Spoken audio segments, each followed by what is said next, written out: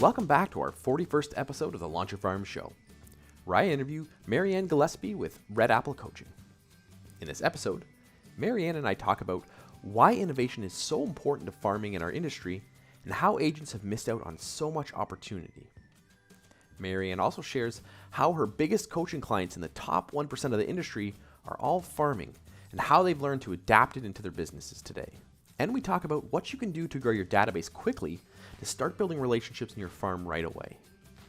Mary-Anne shares a super easy way to run COVID-friendly community events that are extremely successful and can have a huge impact on your farm. And then we talk about how to become the ambassador for your farm by learning to be the protector of the community to gain trust and build relationships. Plus, we talk about a ton of other ideas and strategies that you can use to grow your geographic farm. So be sure to check out this episode, like and subscribe, and enjoy the episode with Mary-Anne. Welcome back to another episode of the Launch Your Farm Show. I'm your host, Ryan Smith, and today we've got a great guest. It's Mary-Anne Gillespie. Mary-Anne, take a second, tell us a bit about yourself and why you're here. Well, let's see. First of all, one of the best shows to be on, so why wouldn't I? So I'm here for sure for that. And the other thing, a little bit about myself. So I'm one of the top business coaches in Canada, United States. I've been coaching for years. I'm published in Forbes magazine about 7 times as one of their top business coaches for advice in businesses. We work with the top 10% of real estate agents in our real estate coaching department. So the top 10% of real estate agents across the world, which is awesome. And I've spoken on stages with Grant Cardone, Ryan Serhant, Arlene Dickinson. And I'm known for being one of the most out-of-the-box creative people in business coaching. And that is my unique gift, I guess you could say. We have over 800 clients and we're very innovative. So we're excellent at what we do. So that's why I'm here. Yeah, you've been around in the coaching space for a long time, and a lot of agents who have used you have said amazing things about you because you do coach that high level. You're not just coaching the average Joe Blows. You're taking to the next level, and you're helping the agents go from who are having good businesses and helping them grow even further, which is an awesome part of it. So I always like to dive in and kind of go back to your history, where you came from and how you kind of got to where you're at. So what did it look like for you to get started in the business, and then how did you get to here? Yeah, so when I started the business, and I won't go back too far. Gosh knows that would take forever. When I first started the business, as a real estate agent, I mentored. I left an amazing. I was the youngest VP of business development for a marketing firm, and I decided at that point I fell in love with real estate. So at the top of my game, I said, you know what, I'm going to do something crazy. I'm just going to leave. I want to pursue real estate. So I looked for the top real estate representative in Canada. And I said, you know what, I think I'm just going to go. I went to him and I said, hey, are you hiring? And he says, well, you don't have your license. I said, well, what are you hiring for? And he's like, well, my assistant. And I'm like, okay. And he's like, you realize it pays like nothing. And I said, yeah, I realize that. And I said, how long do I have to do it? He says, 2 years. I said, okay. I looked at my budget. I said, all right. In exchange for that, I said, what makes you successful? And he says, and he was the first real estate team in Canada. And he says, well, what makes me number one and what makes me successful? He goes, is my coach. He goes, it's my coach. And I was like, that was the first time I ever heard of a business coach. And he had Howard Brinton as his coach, who has since passed away. However, I said, okay, do me a favor. I said, I will do this for 2-year commitment, but I want to be on every coaching call. I want to see all the stuff he coaches on. And I want to go on every listing presentation with you. I just want to be a sponge in exchange for being basically your slave for 2 years at very poor wages. He goes, okay, it's a deal. So awesome. I did. It was amazing. I ran his buyer agent team of over 12 people eventually. And then as soon as the 2-year hit, I left, opened my own team, became number one. My first year I did 80 transactions, and my second year over $1 million, and built one of the top teams. I decided after it was easy. It was very easy. The systems that came in my head and all the coaching I had, it all came naturally. And I decided at that point, I wanted to build the number one office of real estate agents in the world. So I did. We had over 300 agents, became number one worldwide for production, which was very difficult to do for a Canadian firm. It's never been done before. And so we did that, which is amazing. And then I opened my own coaching company, was brought on, developed for one of the top coaching companies, hired me to develop their program. And I did. And then it led me all over the place. back to opening my own coaching company again. And we've never looked back. We have some of the most innovative programs there are. And it's just something that I truly believe that it's my gift. It's my passion. It's everything. There's nothing else that I want to be doing in this world. So that's kind of how that's the Cole's Notes Yeah. version you can probably get. Awesome. And that's important because you can see the passion you've got. You can see that it's carried out into your business. And obviously that would carry forward into what you're doing and helping those agents. You mentioned innovation, and that's something I'm a big believer in. And I think our business has a lot of opportunities for innovation. And a lot of agents get stuck in this old school thought, old school way of doing business. And one of the things that I always say is that farming isn't postcards and door knocking. And a lot of agents hear about geographic farming. They think, well, I don't want to do that because it's postcards and door knocking. And the reality is, when you think innovatively and you think outside the box, you can really create an awesome business. So I want to go back for you. What does it look like for you from farming? Because obviously you have different strategies and approaches. What's your take on geographic farming?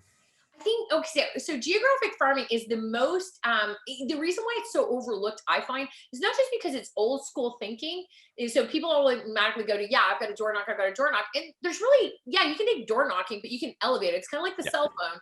The cell phone used to be like it's still the cell phone and the concept's still there, but the innovation, the, evolution of the cell phone is so different than it was 20 years ago.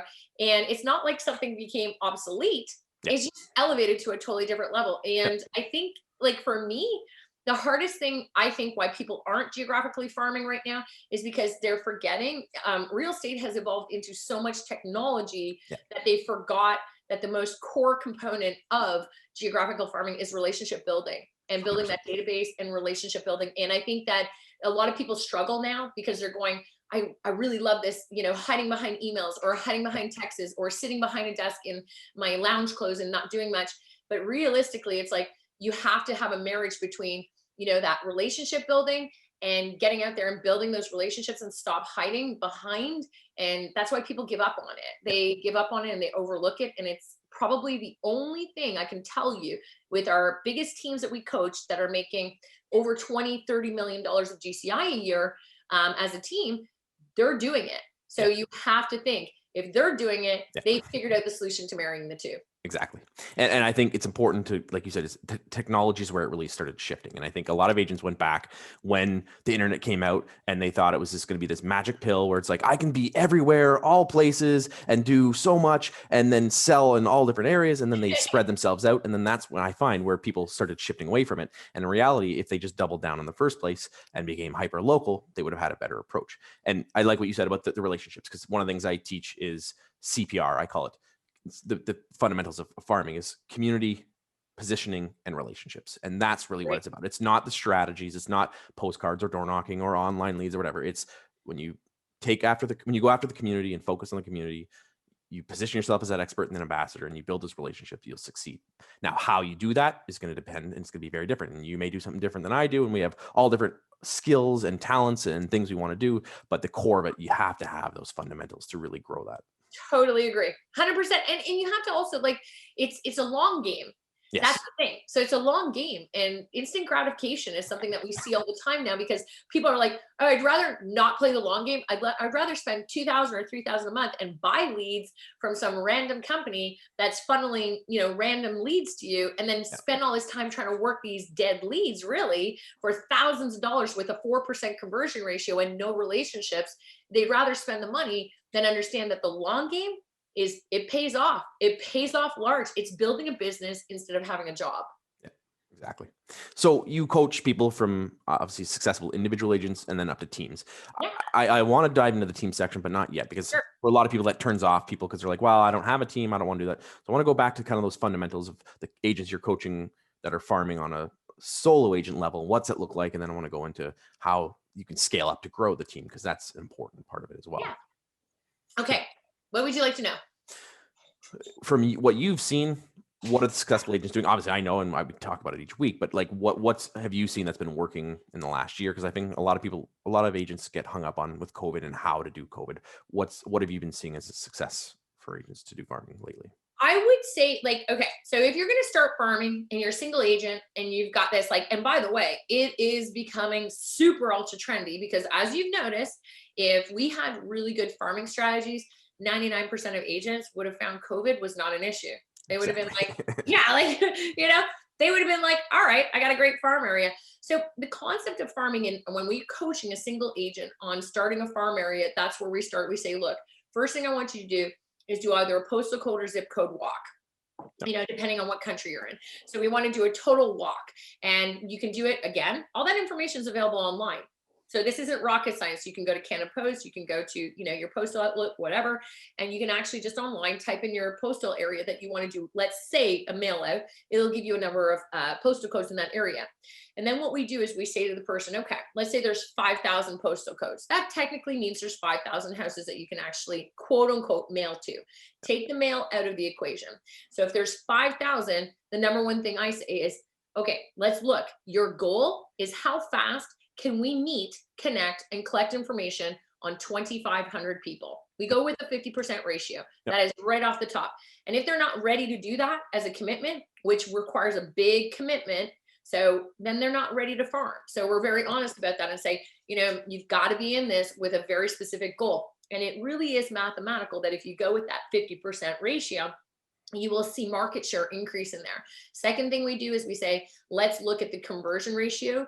Let's just see, what is the turnover of that area? So are we looking at a 2% turnover? Are we looking at 5%?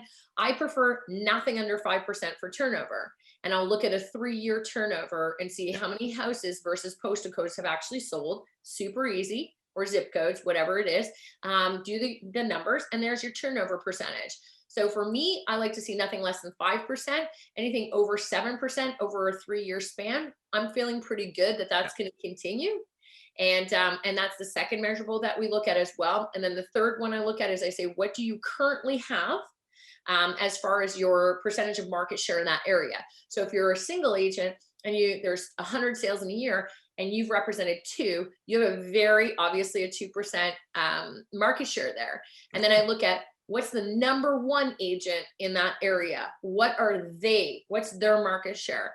And it's never huge. It's usually just, it's not going to be 20 or 30%. Exactly. So that's the realistic expectation you have to set.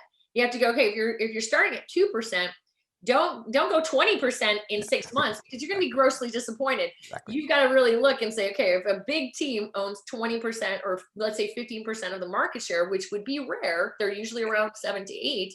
Then you look at that and say, if I'm at 1 or 2 and they're at 7 to 8, then 4 is an amazing accomplishment in a 12-month period. You're building that database of that farm area. So we start with the goals in mind. Yep. We don't just jump into it. We go, let's just push pause. Let's look at those 4 elements, and then let's set the targets. That's how we start. Yep. And that's a great point, because a lot of agents get hung up on market share, and they think that agents have way more than they do. I always use the example here. There's a team in our area that when you say the name, you say that team, you think of that town that they farm, and they say, oh, they own it, they crush it. And I ask people, like, what percentage of market share do you think they have? And people say, oh, 30%, 40%. And the math is anywhere between 13 and 14% a year. And I said, that's taken them a long time to do that. So I said, for 2 things, you have to take into consideration that it's going to take you a little bit longer maybe than you thought to get the market share you thought, but also you don't have to be worried about the other competition, because you can get market share and you can gain it, but you have to be realistic and have a plan to actually do that. 100%. You got, it's that instant gratification thing. Yeah. So it's like, would I ever recommend somebody only farms an area if they're a single agent? No, I would recommend that you have 2 other lead sources that you're working with. And this becomes a long-term project that you work on with those 4 key elements when you make a decision, and then you go all in and be prepared. Because you're right. It took a long time to get 13 to 14% market share for those big teams, and a lot of money. Yeah, exactly. The other thing I say too is that a lot of times those agents aren't actually farming it. So even though they have market share, they could just have market share across the board because they do a lot of business. And I know when I started my farm, there's an agent, one of the biggest teams in the area, they had 13% market share. And it's like, well, yeah, it's not because they were farming that area. It's just because they did that across the board. So you have to look at, then work back and say, okay, if I remove them from the equation, who actually has market share? And then you really take it out. It's like, there's not a lot of people that do have market share in a farm. You have to have patience to farm, and you have to play the long game, not the short one. So it's always like, be willing to play it. Unless your only intention is to be in real estate for like a year or two, then I'd say don't farm. Exactly.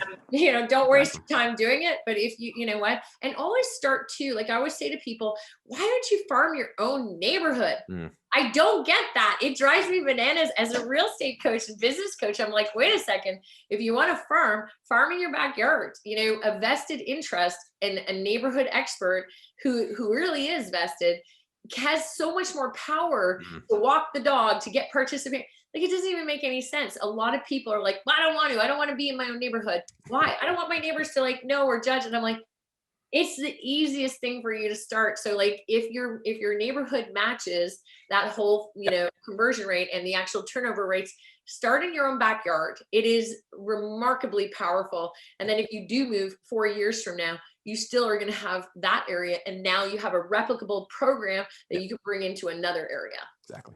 And like you said, it's important to scale up, and then you can scale out as you do it, and start small, build it up, and then add on. So what Yep. strategies are you seeing that are working? Because for a lot of agents, they're trying all different things. And I mean, again, I'm at 40 episodes now on the show, and everyone has different strategies. Everyone has different takes on it.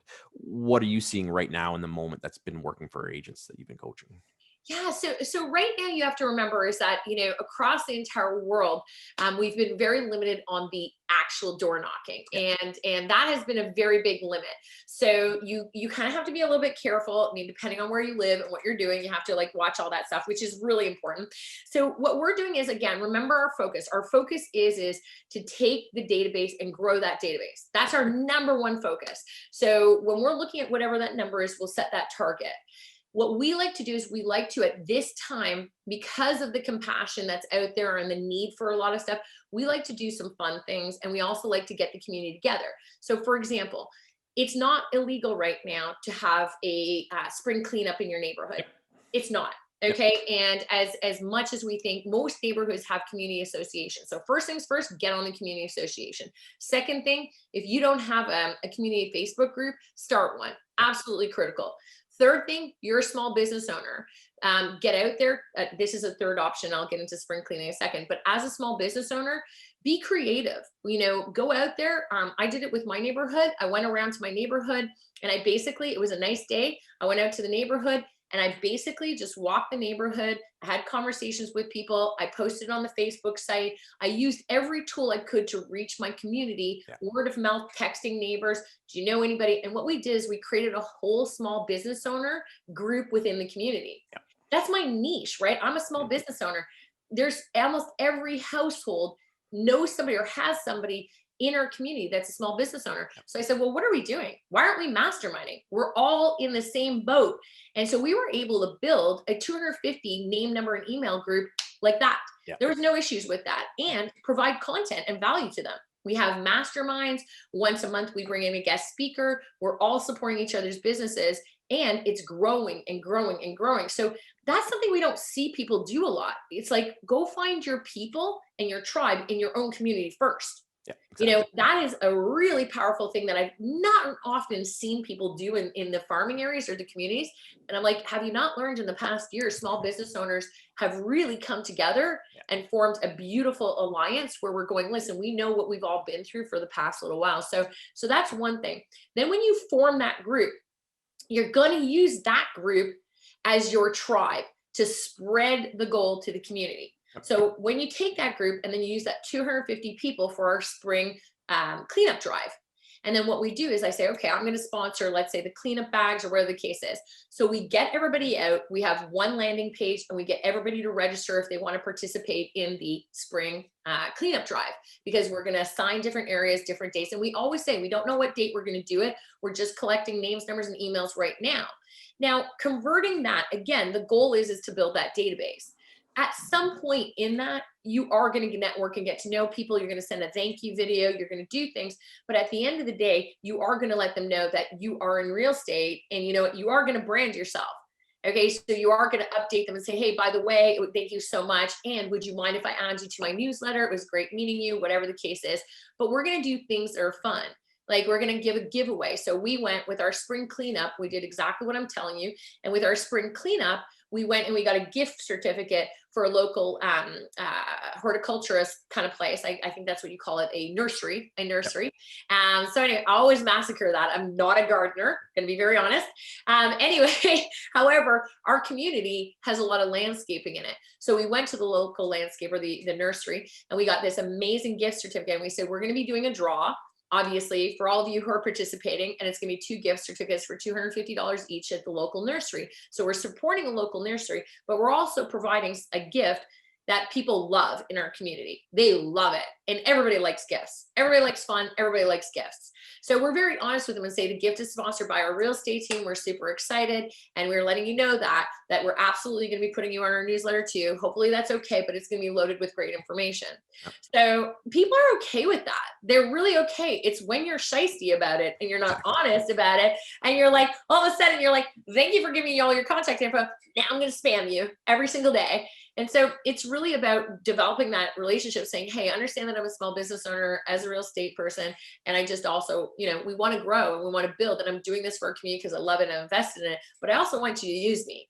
And that's where the message gets diluted a lot in farming, is that people are really afraid to just tell the truth and say, yeah, I'm doing this, but I'm also doing it because I really want your business. So we host also Tim Hortons skate nights. So we do Tim Hortons skate night. I have no kids, but I help build the rink. So I'm like, that's crazy. So we help build the rink. We do that. But we do a Tim Hortons skate night. Well, in order to participate in Tim Hortons skate night, especially during these times, we have to have times, registrations, limit people, have rules. So it is a perfect time to actually capture more of those database connections. And we'll put a flyer in a mailbox. Very simple, right? So we'll put a flyer in a mailbox, or we'll put the flyers on designated postal, because everybody in our community has a designated postal box. So we'll make sure that we, check with Canada Post. It's no problem. We'll put it on the thing, and we'll put a QR code. We're a very young neighborhood. So we'll put a QR code that says, hey, use this QR code, sign up. We're going to have our times for the Tim Hortons skate night. Please feel free to come here. Hot coffee, hot chocolate, Timbits, lots of fun, and some prizes are going to happen. And that is massively successful, because you can do stuff like that. But it's also, again, we're not hiding the fact that we're a real estate team, and we're not hiding the fact that we really want to get out there and do that. And we coach a lot of our clients on that. Yeah. Community meetings. I literally just became responsible. They did a berm behind our development, and a berm is like this massive pile of dirt because they're building the LRT trail. And so it's massive. And when I say massive, it's 10 meters high, 150 meters wide. Yeah, it's not small.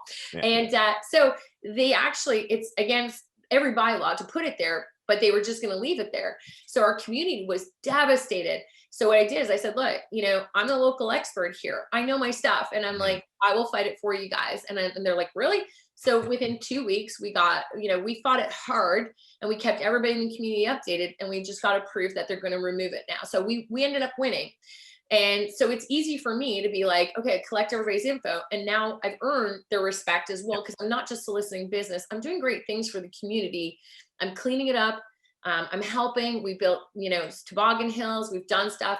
And I'm really just combining the two, saying, yeah, I want your business, and we really want it. And we want to get your contact information, but we're going to make it worthwhile for you. We're going to give you as much, we're going to so much value your way. And that's what's missing in farming too, is you're not going to get the information if all you do is that typical thing that we hear, oh, I got a great newsletter and I'm going to keep you posted. That's not what neighbors are interested in. Exactly. You got to find your people. Yeah. And the best idea, like I said, was those 250 business owners, small business owners, our tribe of people. They push us and get the word around. They've created a community site for us, and we are huge now. So we had our tribe first, and then we used it to build. Yeah, that you literally are speaking my language, because that's what I preach that all the time. And I say local businesses are the backbone of the community. And we have such an opportunity now because of those local businesses, because they've been hurt with COVID. Their businesses are having a hard time staying open. They don't have a voice. Sometimes they may not be great at marketing. They have a great business. We have an opportunity to help get their message out there. We have an opportunity to help them grow their business, help support each other. And there's so much opportunity with going after those local businesses. And the other thing you mentioned was the growing that list first. And I find that a lot of agents focus on They think the farm is something you push a message out to, and it's something you grow. And it's the people that put their hand up, the people that connect with you are really your farm. It's not everyone in there. It's not the 5,000 people. It's the 2,500 people or the 250 people that are really the farm. And then as you grow that, you build those relationships and get stronger with that. That's the people who are going to become your core advocates. They're the ones who are going to go promote you, and they're going to start the seed that you're planting to really turn it into the next thing. It's not trying to convert people that will never use you. Because and the other thing is too, is like, so we did with a client and it's so much fun. So we did this with a client and I said, because my client's like, I like to have fun. And I said, well, is there like a community that like your neighborhood's here, your farm community? And I said, is there like one that you're kind of compete with, like they're next to you or like whatever? Yeah. And he was like, yeah, he goes, there was. I said, great. I said, here's what we're going to do. I said, hashtags are super fun. Everybody's on social media. So we know we love that. And I said, so how's about we do this crazy food drive challenge? And I said, and we do your neighborhood, get a rep from the other neighborhood. And I said, and then go crazy on it and be like, which neighborhood can get the most food going? Like, it's a lot of fun. And so he was like, that's a great idea. And I said, yeah. So we talked to the, food banks. They arranged it all. They created a hashtag, and the hashtag was the food drive contest. And they kept the videos updated. They kept the posts. The neighborhoods were slap talking each other like, well, I gave 4 cans on my front door. People signed up for it. It was insanely fun. They had the battle of the food drive is what we called it. And it was absolutely awesome. I got goosebumps because my clients had so much fun with this, and they built their databases, which was so much fun. And there was no lose. It was legitimately, they were like slapping each other on the face saying like, your neighborhood sucks. You're only doing no name food and we're doing, branded food. And, and then the other one's like, yeah, we have 20 cans of Chef Boyardee and you have like nothing. And like, it was so much fun. And people were going to Costco and buying like bulk stuff. And so not only did we have an amazing cause, and that's the thing you have to remember about farming nowadays, is that there are so many consumer studies that show that in real estate, consumers want to represent a realtor that represents growth of change and contribution. 100%. They're done with hearing that you're number one. Yep. They're done with hearing that you made $700,000. They don't care. They want to know that if they support you, they're supporting a cause. Exactly. And that's a key message. And it is awesomely rewarding. It's amazing. You'll get so much. And it does something psychologically that people don't realize, is that it ties those good feelings they feel to you. And when they donate and when they do those things and they get involved in that, they feel good about themselves, because from a psychological perspective, when they do that, they then tie those good feelings to you. So you create that conduit and then that opportunity for them to feel good about themselves, versus just pushing your message out there saying, I'm I'm an agent. They go, this guy's a creep, or I don't care, whatever. But when you create those opportunities for them, it's a win-win for everybody, which is such a win. And I think, just to give another idea, because I know people love to write notes and go, okay, that's a great idea, I want to do this. Our other most successful one that we do with clients is we do the Halloween carving pumpkin contest.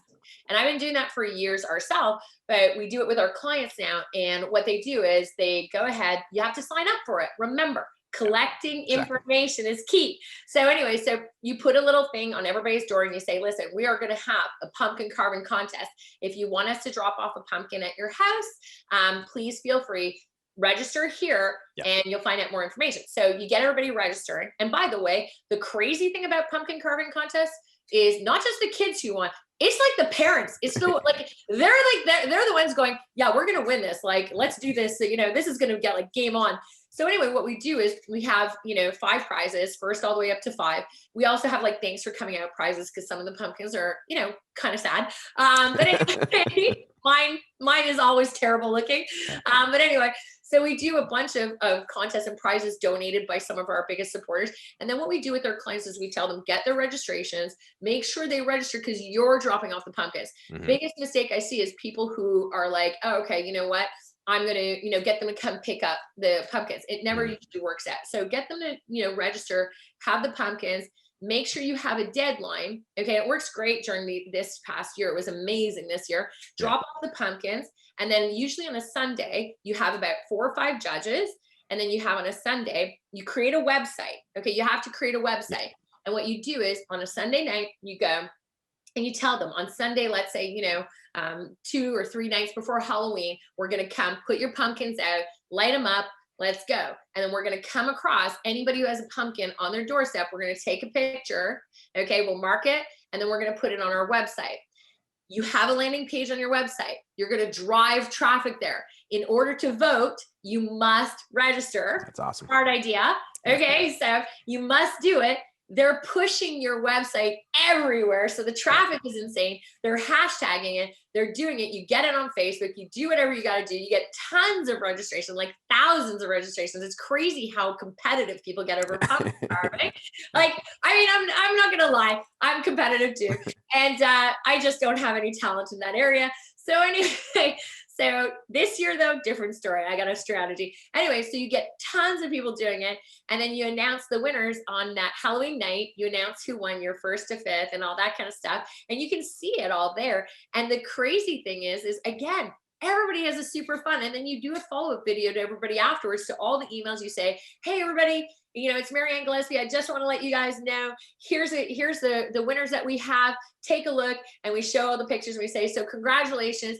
Thank you so much. And for those of you who know us, we're one of the best real estate teams in the area. This is kind of the fun things that we love to do. So we're going to keep in touch with you guys. We're going to give you as much value. And because you're on our list now, we're going to include you in all the fun, crazy, awesome things we do. And if we can help you in any way, let us know.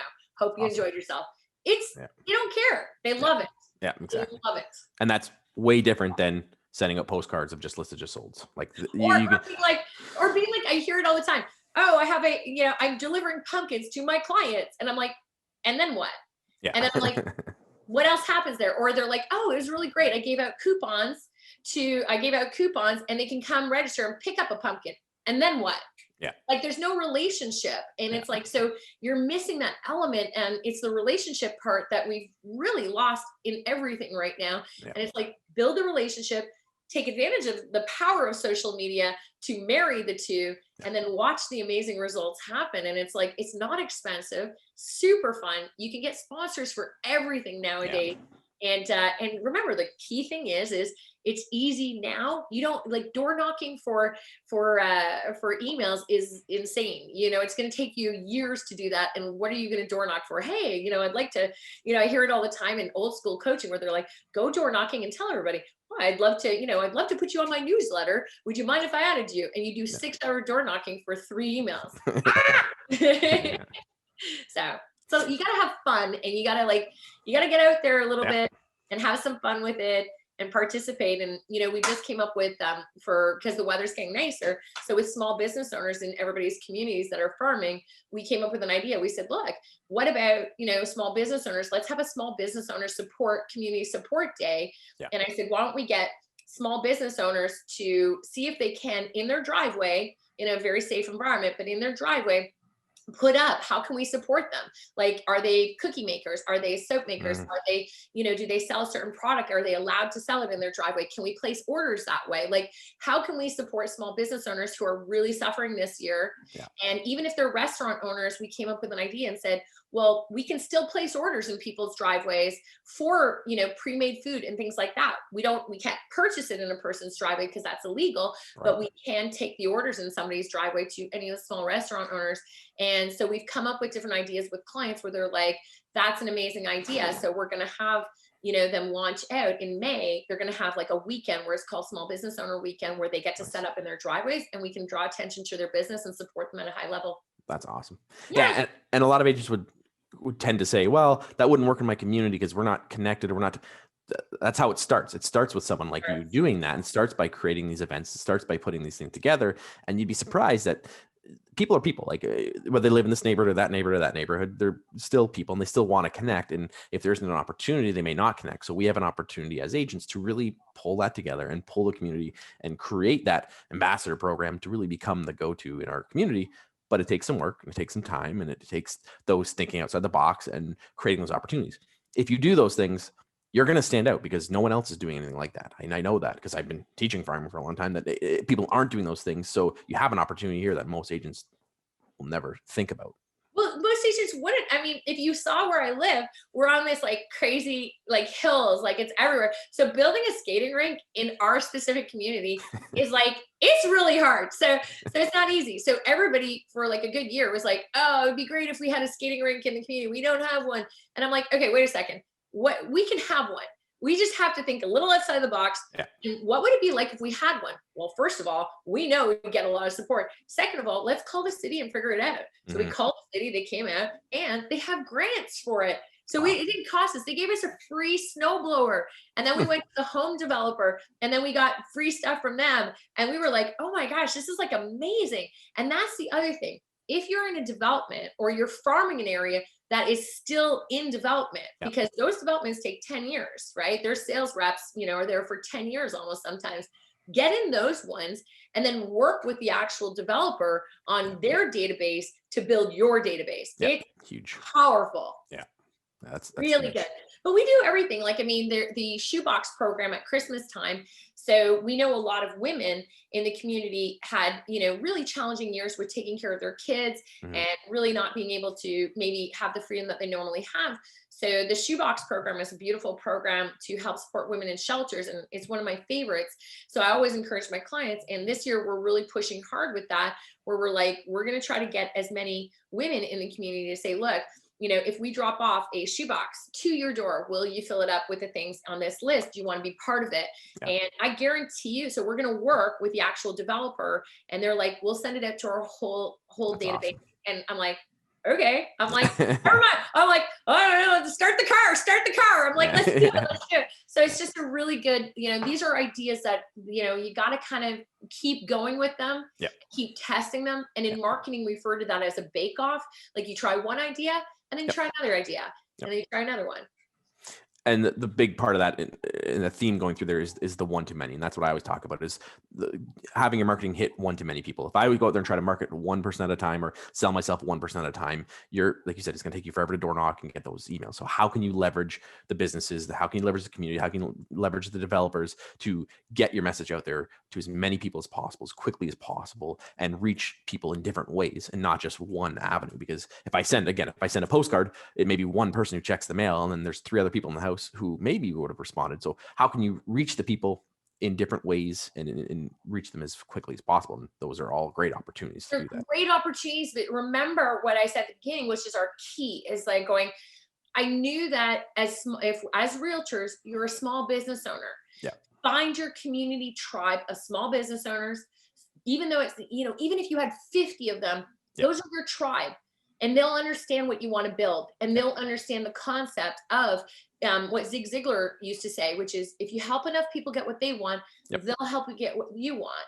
And even creative stuff, like, I'll give you an example. Tesla. One of our clients lives in a really cool neighborhood, super trendy, super awesome. And it was something you said earlier about, oh, my neighborhood doesn't really talk to each other and stuff. I said, really? Watch this. I said, Tesla opened up in your city. And he's like, yeah. I said, okay, here's what we're going to do.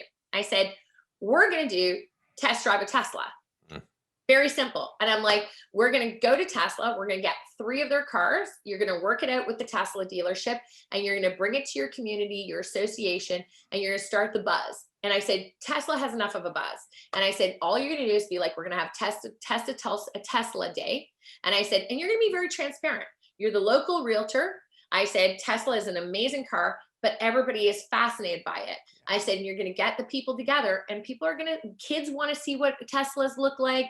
Adults want to see it. People are fascinated by it. I said, so we did this whole thing, and he did test a Tesla, and it was amazing. And they were spread out in the community, 3 different areas in the community. He went around, had his tribe. He had about 70 small business owners as his tribe. They spread the word. They had a URL and a landing page. People signed up for their test drives. It ended up being a big event, and it actually was hilarious because Tesla sales were like, they actually sold a bunch of Teslas, which I'm like, I don't know. I mean, not who can afford all those, but anyway, long story short, it was an amazing way for him to meet the community, start building people together, start having his kids meet other kids, tie them together, and they started building something that was really super cool. And he's continued on with that. It's That's awesome. Sometimes it's just out of the box stuff, right?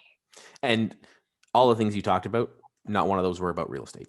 And that's the important thing. It's about the community. It's about bringing people together. It's about bringing value, and it's about tying that into what you do, and not just pushing your message out there. And that's what I talk about all the time, is that we need to have conversations with our audience, not at our audience. And we, as agents, we tend to just push our message out there and we say, I'm Ryan, I'm awesome, I sell more houses, I do this. And we don't have those conversations. And we create those conversations by doing fun things, by creating value in the community, and then tying it into that we do real estate, and not just saying I'm an agent.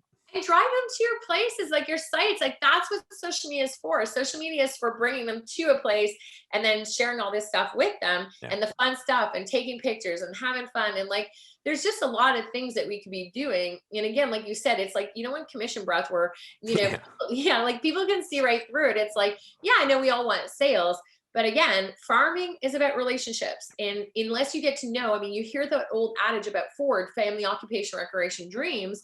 You know, I get really kind of turned off by anybody who, you know, I'll get a phone call. You know, I get lots of emails, texts, and phone calls from people who don't even take 5 minutes to even get to know me. And they're like, you know, I'm an Ironman and a triathlete, and I'll get you know, at least 3 personal trainers a week pinging me into my message box going, I'm a personal trainer. I'm the best personal trainer there is. And you and I really need to connect because you need to be on my program. And I always respond back to them, who's your business coach? And they're like, oh, I have a business coach. I'm like, you need to fire them. You need to fire them now. Like, fire them right now. I like, because at the end of the day, you basically just asked me to marry you and we didn't even go on a date. And I'm like, so you got to get to know somebody. And I'm like, it would mean a lot if you said to me, hey, I saw you post this. I saw you just did an 80-mile cycle. You know, I'm so fascinated and inspired by that. Can I connect with you? I really want to hear a little bit more. Yes, I'm a personal trainer, but I think I have some really cool things and sites that might really be cool. And I want to introduce you to somebody who's done some Ironmans, and that would be amazing. Yeah, you gotta care about people. And I mean, you know, like I think we've really forgotten that. And if you look at the top agents in the industry, if you're a single agent looking to get to the top, or if you're starting a farm area, you know, yes, have some fun, but also start connecting with people. They matter. People matter. Awesome. Well, I'll always wrap up with one last piece of advice. If you were to give advice to someone who's thinking about getting their farm started or wants to take their farm to the next level, what's one piece of advice you'd give? The one piece of advice is start with a plan. Start with a long-term plan. Be prepared for failure. Failure leads to success, and you have to fail in order to get successful. It is natural. So many people, like we're talking 97% of agents who start a farm area, they quit. And they quit because they failed to plan, but they also, the first obstacle or the first negative thing or the first, you know, challenge that they encounter, they quit and gave up. And I will tell you, I have worked with so many people in farm areas that even though you might find, and you're like, after 2 months, you're like, I'm hitting a wall. It's the wall that when you break through that wall, I've started with people who've ended up with multi-million-dollar farm areas because they never quit, and they got sucker punched a lot because things that they tried didn't work, or, you know, they got, you know, one person got angry and then they quit, or a Facebook group wouldn't let them post, so they threw the whole plan out of the water. And I'm like, look, if somebody owns a Facebook group site, is there a law that says you can't start another one? Exactly. There is no law. You know, we have a community association, and no offense, you know, they're terrible on one thing. And I'm like, on their Facebook site, it's okay. You know what? Just create another one. There's always, it's a competitive industry, and you have to work hard. So don't quit. Go long-term and don't quit, and listen to all the advice that your show shares with people, and keep working on it. Yeah, I actually my blog article this week was about failure. It was said you're a failure, and it's about that. It's about the mindset, and we go in there thinking, oh, we fail, and we stop ourselves. We either don't start from doing it, or we give up because we do that. And you have to get rid of the failure mindset. And you're going to fail. You're going to learn from it. Hopefully you learn from it. You're going to keep going on, and that's how you succeed. So yeah, for sure. So I always wrap up with a best book. So a book that's changed your life, or you think would have an impact in our viewers' lives. So I think like my favorite book recently, and I read it actually a lot. I read it ever since it's published. I read it almost every year because it just reminds me. It's called Building a Story Brand by, I think it's Donald J. Miller is the actual author of that one. And I will be honest with you, the reason why I like that one is because everything is about the experience of the consumer. You know, what do you want them to say about experiences with you? It's not about you. It's not about, you know, peacocking your own, you know, accomplishments and stuff like that. It's about how do you make people feel? What do you want them to feel? And creating a brand. And that's what really farming actually really is that, you know what, how are you making the people in your farm area feel? What do you want them to say about you? Because that's what's going to get them to use you. and the experience that they experience with you. And when I listen, this week about our story brand in our neighborhood is she stands up for us. Yeah. She fights for us. She got the berm removed. She does great things. She cares about the kids, even though she doesn't have any, and she's the first person to always show up to make sure that we're happy and do things and we can go to her for anything. That's their experience with me. And that's building a story brand. And the stuff you get from that book is just invaluable for farming, I feel. Yeah, it's a great book. I love that. I've read it twice, and I should read it again. So Yeah. It's great. So awesome. Well, thank you for being on the show. I really appreciate it. How can our viewers check out what you're up to if they want to connect, if they're not in the 10%, and see what you're up to, if they are in that 10% and they want to work with you? How can they check out what you're up to? Yeah. So if you're not in the top 10%, you definitely should come to our hybrid coaching program, which is yourgamechanger.ca. That's our hybrid group coaching program, and we do an 8-week cycle. So it's a great intro to coaching, and it's loaded with 3 of the top coaches, myself included. You get coached by me, so it's amazing, and it's a group hybrid program. Or you can come to redapplecoaching.ca, take a look at anything. But we're always on Facebook Live almost every Monday at 12:30. And I'm always giving free, amazing content out on our Facebook Live on Mondays. And that's on our Red Apple Coaching Facebook company corporate page. And Awesome. We'll have to share stuff with you guys. Awesome. So we'll put that in the show notes so people can check that out. So Mary-Anne, thank you very much for being on the show. I really appreciate it. Again, we were chatting earlier, you're a legend in the business. So thank you for being on here and sharing that knowledge. And you can see the passion has not stopped from the beginning of the episode to the end. And you obviously know what you're talking about, and you've got some great insight and ideas. So I'm looking forward to my audience listening to that and hopefully implementing some of the stuff into their business as well. Thank you so much for having me. It's a total honor, and I love what you're doing. You're giving back, and that's what's really most important. And I'm really honored to be asked to do this today. Thank you. Awesome. Thank you very much. Awesome. Thanks for checking out today's episode. If you'd like more videos like this, be sure to like and subscribe to our YouTube channel. Check out our Facebook page and our other social media channels. Looking forward to bringing you more great content like this, and happy farming.